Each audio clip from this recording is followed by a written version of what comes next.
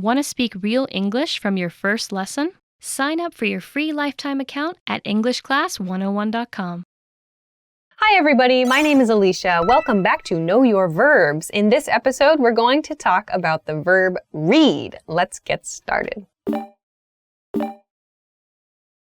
The basic definition of the verb read is to take in information using letters or symbols through your eyes or through touch. People can read through touch also. In example sentences, I've been reading interesting books recently. I read a great article yesterday.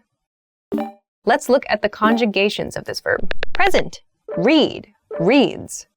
Past, read. Past participle, read.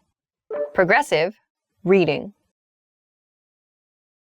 So let's look at some additional meanings for this verb. The first meaning is to interpret something as if you are reading it. So that means you're interpreting something that is not a symbol, it's not letters, but you interpret it as though you can read it in some way. Let's look at some examples. He's really hard to read.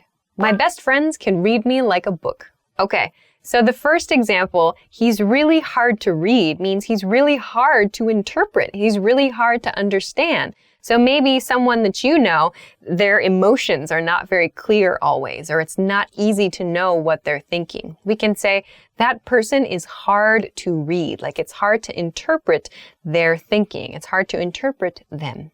In the second example sentence, I said, my friends can read me like a book. So that means my friends think I'm easy to understand. I'm easy to interpret through my body language or my face or the sound of my voice. It's really easy to read me. It's really easy to interpret me.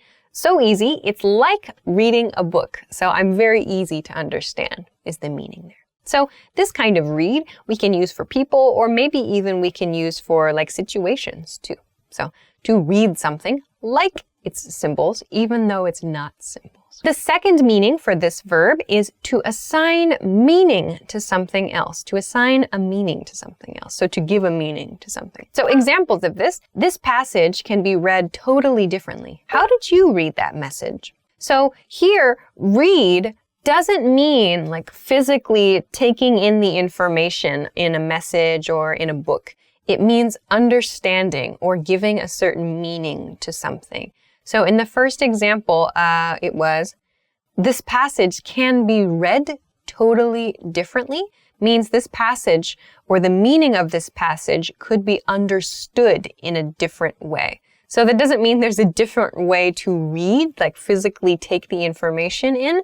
It means there's a different way to understand the meaning of that passage. In the second example sentence, how did you read that message? It means how did you understand that message? Or what was the true meaning you understood in that message? What did you get from that? How did you read that message? So read doesn't only mean looking at the symbols and letters, even if it seems like it here. In these sorts of situations, it means how do you assign meaning to that text? Let's go to a third meaning of the verb read then. So we can also use read to mean to indicate something, as with like signs or time. Let's look at some examples. The clock reads 2.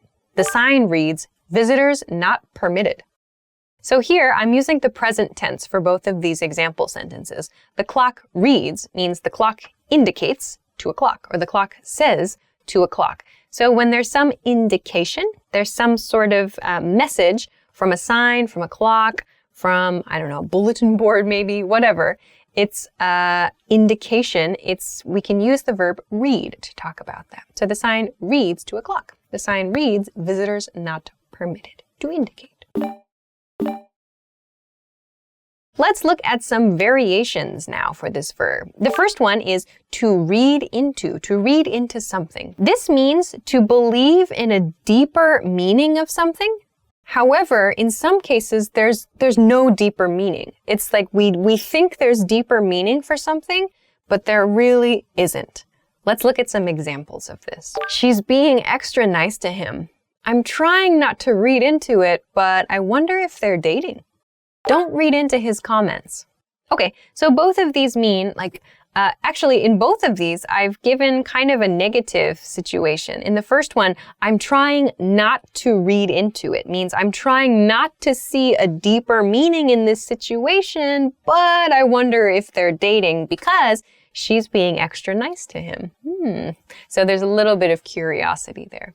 In the second example sentence, don't read into his comments. Means don't imagine there's a deeper meaning there. Don't read into his comments. There's not anything else for you to be concerned about here. It's just this comment, that's all. So don't think there's something behind the comment. Okay, let's go to the second variation for read today.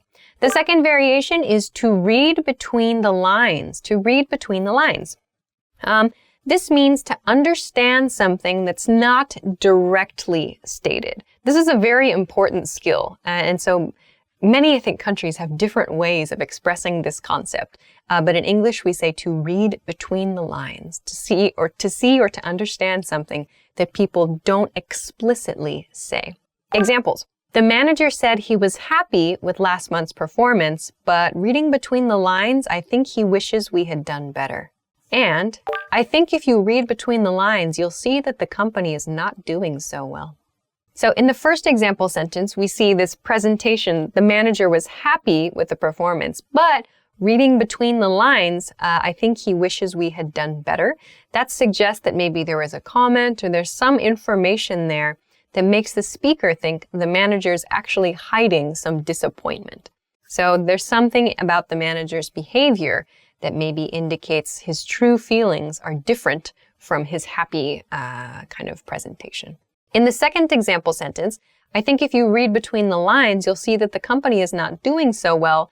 Again, that means that there's something the speaker has noticed or has sensed or has heard that suggests that actually the company is not doing so well, even though it seems that they are. This is a useful expression for social situations. Like if someone doesn't quite understand like the feeling of a conversation or like the sort of sense in a room, we can say like, oh, that person can't really read between the lines, can he, here? So that's how we use it. So those are a few new ways of using the verb read, I hope. If you have any other uses that you know of, or if you have any questions or comments or want to try to make a sentence with this verb, please feel free to do so. Of course, if you liked the video, please make sure to give us a thumbs up, subscribe to the channel, and check us out at EnglishClass101.com for other good stuff too.